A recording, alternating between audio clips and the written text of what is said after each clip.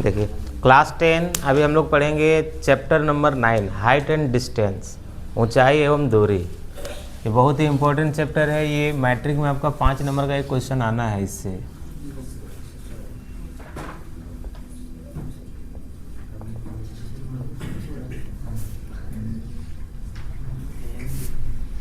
Chapter number 9 ऊंचाई एवं दूरी, ठीक है, हाइट एंड डिस्टेंस।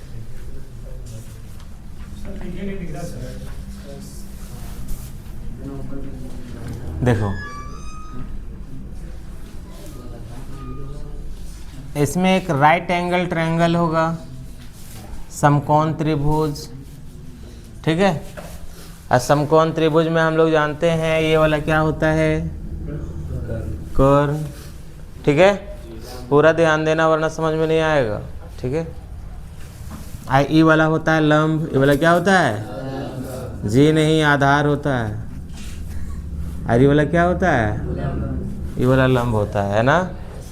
कभी भी एक समकोण त्रिभुज में हमेशा ये कर्ण, ये लंब, ये आधार, ये दोनों कभी कभी चेंज होता है एक्यूट एंगल के अनुसार, न्यून कोण के अनुसार, है ना। तो इस चैप्टर में आपको न्यून कोण वगैरह के बारे में नहीं कहा जाएगा, ठीक है। इजहार इधर देखो, पचम्बा पहुंच गया तू रे, देखो देखिए इसमें आपको कहीं कहीं लिखा हुआ रहेगा ऊंचाई, ठीक है। तो ऊंचाई अगर यदि लिखा हुआ रहेगा तो आपको समझ जाना है कि वो लंब के बारे में बात कर रहा है, ठीक है। ऊंचाई के बारे में लिखा हुआ रहेगा तो क्या समझेगा कि ये लंब के बारे में बात कर रहा है, ठीक है। और कहीं कहीं लिखा हुआ रहेगा दूरी, तो दूरी रहेगा मतलब किसकी बात कर रहा है, आधार का, ठीक है।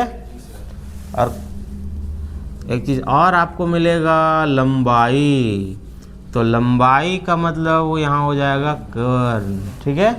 इस चैप्टर में ये इंपॉर्टेंट चीज़ है, इससे आप समझ पाओगे कि कौन कहाँ बैठाना है, ठीक है। ऊंचाई रहेगा तो मतलब यहाँ बैठा देना मान, ठीक है। और दूरी लिखा हुआ रहेगा तो वो यहाँ बैठा देना, ठीक है। और अगर लिखा हुआ रहेगा कि इसकी लंबाई तो ये इसमें बैठेगा, लंबाई। समझ में आ गया, ये आपको याद रखना है। अब देखो इसमें हम sine theta, cos theta, tan theta, sec, cosec, हर एक थीटा का यूज़ करेंगे, लेकिन उतना यूज़ करेंगे तो हम कंफ्यूज हो जाएंगे। हम नहीं होंगे, आप लोग हो जाएंगे, इसलिए देखो हम ज़्यादातर यहाँ आप लोगों को नहीं बताते हैं। सबसे पहले देखो इसमें हम टेन थीटा यूज़ करेंगे, ठीक है। अक्सर यही यूज़ होगा टेन, ठीक है। कभी कभी साइन कर लेना, साइन थीटा, और कोस थीटा कर लेना, इसके अलावा आप यूज़ ना करना, ठीक है। ऐसे यूज़ करने का तो हम सभी यूज़ कर सकते हैं, ठीक, लेकिन ज़्यादातर ये टेन यूज़ होगा।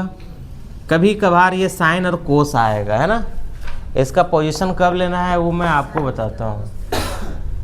चलिए, बाकी इसमें तो कोई फार्मूला है नहीं, जो आप लोग पहले पढ़े वही फार्मूला इसमें इस्तेमाल करना है, ठीक है।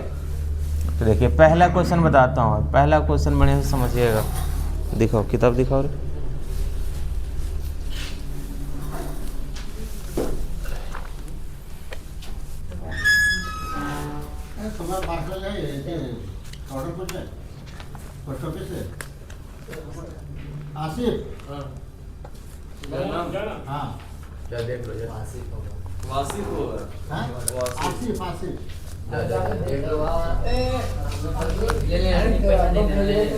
चलो देखो पहला क्वेश्चन लिखता है सर्कस का एक कलाकार, ठीक है।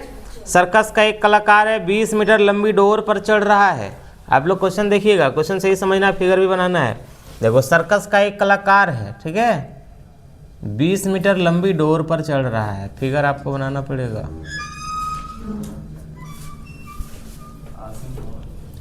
अच्छी तरह से तनी हुई है, देखो ये हो गया डोर की लंबाई, समझ गए रे। ए बी सी दे दो। ए सी क्या हो गया, डोर की, और बी सी हो गया भूमि, बी सी क्या हो गया, जमीन, नीचे वाला, ठीक है। और ए बी हो गया कोई खूटा वगैरह होगा, खंभा होगा जिससे डोर बांधकर तनी हुई है। देखो लिखता है और भूमि पर सीधे लगे खंभे, ए बी खंभा है, ए बी क्या है, खंभा, पोल, ठीक है। कोई खूटा है उसमें से एक तार बांध करके नीचे ज़मीन में अच्छी तरीके से तना हुआ है और एक सर्कस का कलाकार इस डोरिया में चढ़ रहा है। समझ में आया? डोरी कौन है? ये। और ए बी क्या है? खंभा। बी सी क्या है? भूमि है। ये जानना है आपको। शिखर से बंधा हुआ है। यदि भूमि स्तर के साथ डोर द्वारा बनाया गया कोण 30 डिग्री का हो, डोर द्वारा बनाया गया कोण 30 डिग्री का हो। देखो यहाँ पे एक एंगल आएगा 30 डिग्री, ठीक है। तो खंभे की ऊंचाई ज्ञात कीजिए। खंभे की ऊंचाई यहाँ पे कौन है? A B. ए बी है ना, ये हमको पता करना है। और लिखा हुआ 20 मीटर लंबी डोर पर चढ़ रहा है। सर्कस का जो कलाकार है 20 मीटर लंबी डोर पर चढ़ रहा है। तो डोर की लंबाई 20 मीटर, लंबाई मतलब क्या समझेगा? एसी कर्ण, ये दिया है 20 मीटर, ठीक है। समझ गए? बोलो यहाँ कोई दिक्कत नहीं है? देखो अब यहाँ पे आपको कुछ लिख देना है, जैसे कि यहाँ पे लिख देंगे ए बी। ए बी बराबर क्या है? खंभे की ऊंचाई। ये थोड़ा सा दिखा देना है, हाँ। और ये हमको पता करना है। और ए सी है डोर की लंबाई। ए सी क्या है? डोर की लंबाई।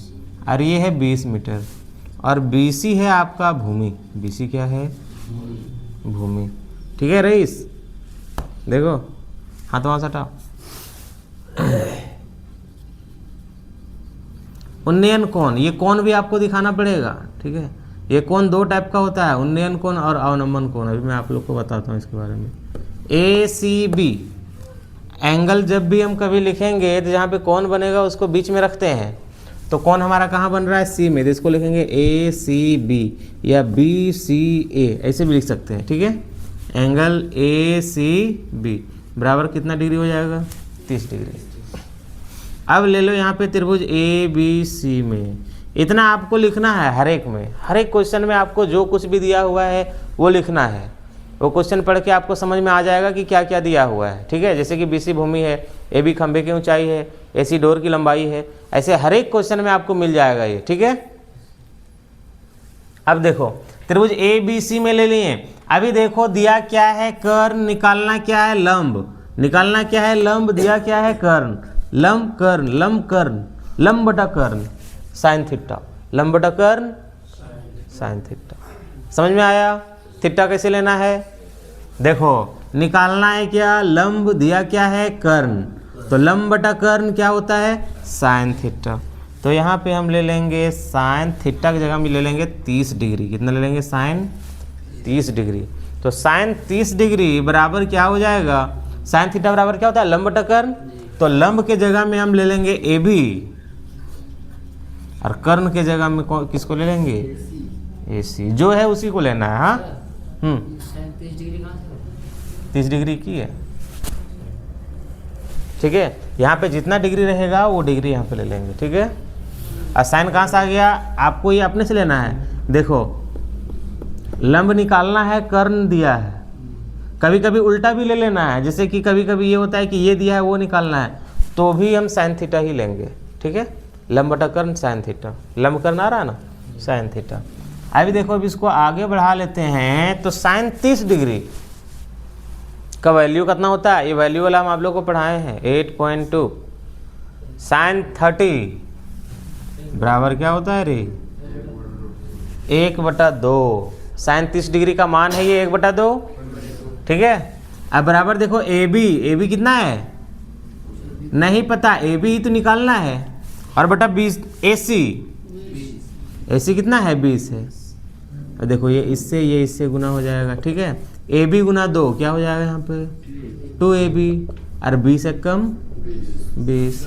और इसलिए ए बी बराबर 20/2 काट देंगे तो 10। मतलब कितना आ गया? खंभे की ऊंचाई 10 मीटर। मतलब ये जो खंभा लगा हुआ है वो 10 मीटर की है। समझ में आया? बहुत ही आसान क्वेश्चन है, बनाओ।